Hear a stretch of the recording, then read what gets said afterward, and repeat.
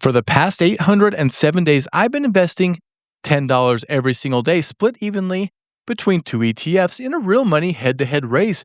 For most of that time, VTI was winning by a lot, and honestly, I wasn't surprised. Every piece of data said that would happen, but 3 months ago, everything flipped.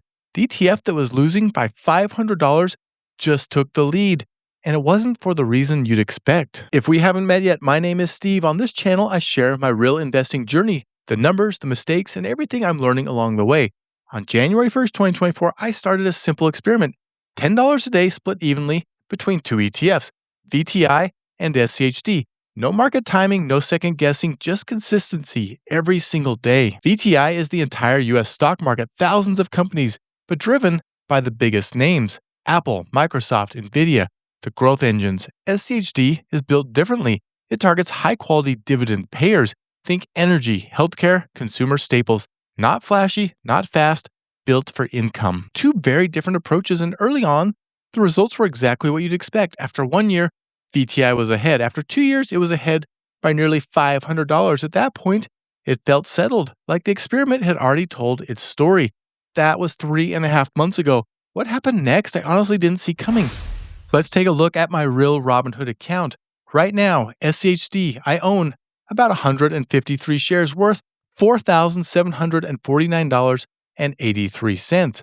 With VTI, I own 14 shares worth $4,673.97. That's a $579 swing in just 3.5 months. And SCHD is now in the lead. So how did we get here? Two things, and you need both to understand the full picture. First, the dividends. Both ETFs paid me dividends every quarter, and I reinvested all of them. But here's the gap that matters. My first SCHD payment was just $3.13. VTI's was $1.50.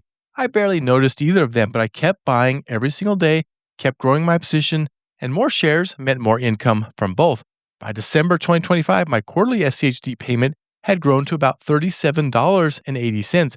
VTI's that same quarter, just $12.23. Nearly 3 times less, and that dividend payment gap widened every single quarter, which makes sense. SCHD is built for income, VTI is built for growth. In total, over 807 days, VTI paid me $55.96 in dividends. SCHD has paid me $159.74.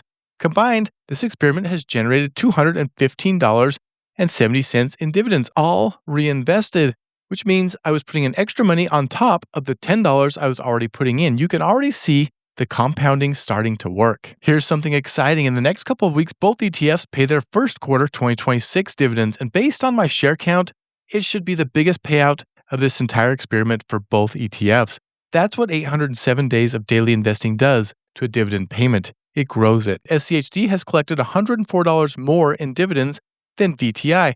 That's not a coincidence. The income advantage SCHD built quietly quarter by quarter is a big reason it's in the lead right now. But that's only part of the story, because the market shifted too. So far in 2026, the market has rotated in SCHD's direction. Energy is running. Tech has slowed. And that matters because SCHD is built around energy and value companies, while VTI is built around big tech. So SCHD didn't just have a dividend edge, it also had the right exposure at the right time. Nobody called that shift. Nobody timed it. But if you just stay consistent and keep building your positions, you don't have to. You just need to keep going, because the story is never as finished as it looks. And this race isn't over. I'm going to keep doing this every single day until this account hits at least $100,000. Subscribe if you want to follow along. No filters, no shortcuts, just the real numbers.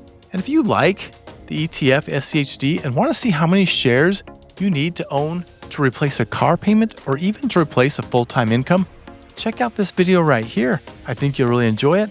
Take care, and I will see you in the next one.